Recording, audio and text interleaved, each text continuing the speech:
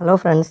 T20 world கப்புக்கான ஸ்குவாட்ல பார்த்தீங்க அப்படின்னா, விராட் கோலி மற்றும் ரோஹித் சர்மா 2 பேருமே வந்து ஆடுறாங்க.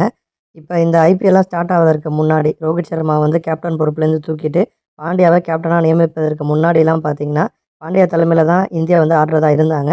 பட் சடனா பார்த்தீங்கன்னா, மும்பை இந்த மாரி பண்ணதுனால என்னவோ தெரியல, ரோஹித் சர்மா வந்து நானே கேப்டன்ஷிப் பண்றேன், நானே ஆடுறேன் அப்படிங்கிற மாரி ஒரு முடிவெடுத்து, இப்ப வந்து கோலிக்கும் பார்த்தீங்கன்னா, ஸ்குவாட்ல வந்து இடம் குடுத்துருக்காரு.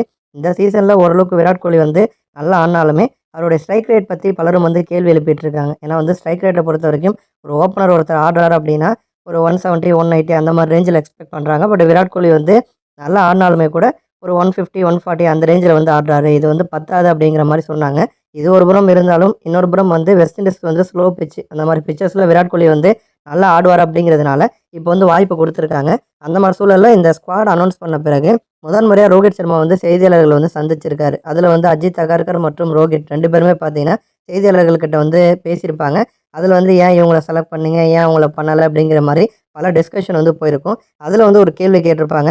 விராட் கோலியோட ஸ்ட்ரைக் ரேட் வந்து ரொம்ப கம்மியா இருக்கு. அப்படி இருக்கிறப்ப ஏன் வந்து அவர செலக்ட் பண்ணீங்க? அப்படிங்கிற மாரி கேட்டிருப்பாங்க. அதற்கு வந்து ரோஹித் என்ன ரிப்ளை குடுத்திருப்பாரு அப்படின்னா, நீங்க சொல்ற மாரிலாம் வந்து ஸ்குவாட வந்து செட் பண்ண முடியாது. விராட் கோலி வந்து கன்சிஸ்டன்ட்டா வந்து ஆடுவாரு.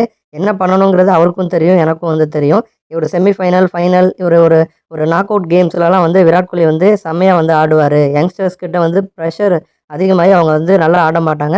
பட் கோலி வந்து நல்லா ஆடுவாரு. அவர நாங்க வந்து நம்புறோம். அவர் வந்து ஒரு சீசன் முழுக்க ஃபார்ம் அவுட்ல இருந்தா கூட, ஏதாச்சும் ஒரு கேம்ல பார்த்தீங்கன்னா, நமக்கு தேவையான தோற்க வேண்டிய ஒரு போட்டியில வெற்றிய வந்து வாங்கி குடுக்குற மாரி ஆடிட்டு போயிருவாரு. அதனால வந்து கோலி இல்லாமலாம் ஆட முடியாது அப்படிங்கிற மாரி, கோலிக்கு வந்து ஃபேவரா சப்போர்ட் பண்ணி பார்த்தீங்கன்னா, ரோஹித் சர்மா வந்து பேசியிருக்காரு. நன்றி.